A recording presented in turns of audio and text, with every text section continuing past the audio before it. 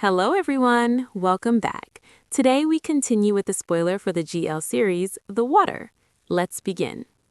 Just as Lada was about to leave, something crossed her mind. She suddenly turned back. Even though the room had been silent and there was no response, she realized that Apo had been watching her all along, unable to completely hide it. Lada crossed her arms and asked playfully, "So, boss, what do you like the most? Why are you taking so long to answer? Out of the 3 dishes, which one is your favorite?" Apo didn't respond. She simply sat there, pretending to ignore her. Lada clicked her tongue softly. "Fine, don't answer. It's not like your opinion matters to me anyway." Later that night, after finishing work, Lada stepped out of the elevator into the quiet hotel lobby. It was already past midnight. She greeted the receptionist with a small smile but didn't stop to chat. Standing outside, she took out her phone to book a ride, but there were no cars available. She sighed tiredly and looked down the road toward her apartment. The streets weren't completely empty. Some food stalls were still open, but it was still late enough to feel uneasy. Suddenly, she heard footsteps behind her. Her heart skipped a beat, and she almost started running. But when she turned around, she froze. It was Apo. Not some shadow in the dark, but her boss, standing right there.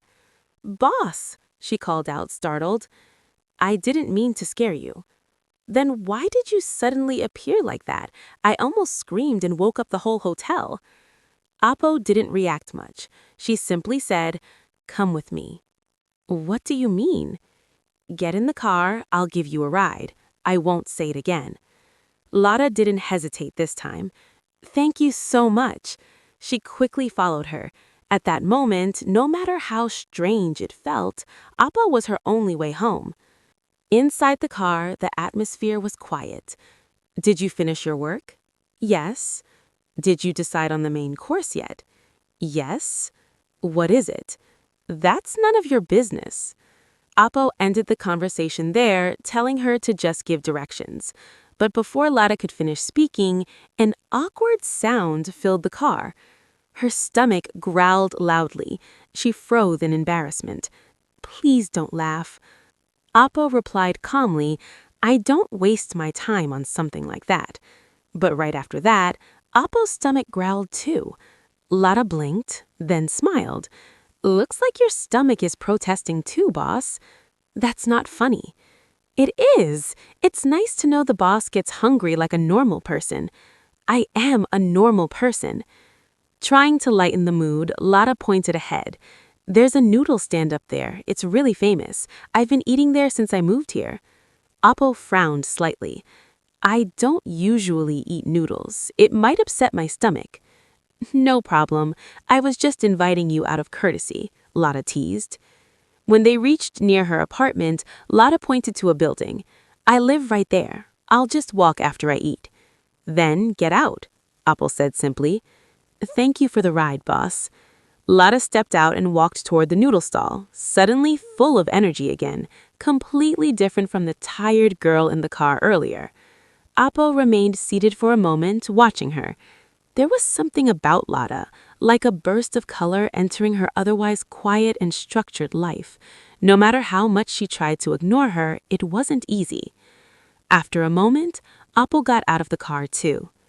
Meanwhile, Lada sat at the small stall, scrolling through her phone while waiting for her food. When she noticed someone standing in front of her, she assumed it was the vendor. But when she looked up, she was surprised. "Apo?" Apo pulled out a chair and sat across from her. "You got out of the car, so I decided to stop too," she said calmly. Lada smiled slightly. "What do you want to eat? I'll order for you." "Anything." "What a helpful answer," Lada muttered, before ordering. She chose a simple noodle soup for Apo. When the food arrived, Apo looked at it. "Why did you order soup?" "Because you said you don't like noodles, and you don't handle spicy food well either, right?" Apo looked at her surprised. "How do you know that?" Lada smiled proudly. "Today, when you tasted the chef's dish, you started sweating from the spicy seafood, and every time something was too spicy, you only took one bite. That means you prefer mild flavors." Apo stayed quiet for a moment. That could just be a coincidence. That's not coincidence, that's observation. As they ate, Lotta kept chatting casually while Apo listened quietly. It was a different side of her assistant, playful, relaxed, and full of life. At work, she was completely different, serious, focused, and professional. "Boss, hold out your arm," Lotta suddenly said. "Why?" "I'll fix your sleeve. It'll be easier to eat." Apo hesitated but let her adjust one sleeve. For the other, she did it herself, though not as neatly. "Finish eating quickly. I'll take you home." Lotta smiled teasingly. "Wow, the boss has a soft side." "It's not kindness. I'm just being responsible because you worked overtime." Lotta laughed softly. "Whatever the reason, thank you." After finishing, Lotta stood up happily. "Boss, can you pay for my noodles too?" "That has nothing to do with work." "Still, thank you." Apo paid anyway, though clearly not pleased about it. As they walked back, Lotta teased her again, calling her stingy, but deep down she knew Apo was just someone who followed her own strict rules, organized, disciplined, and very different from her. And maybe that difference was exactly what made everything between them so interesting.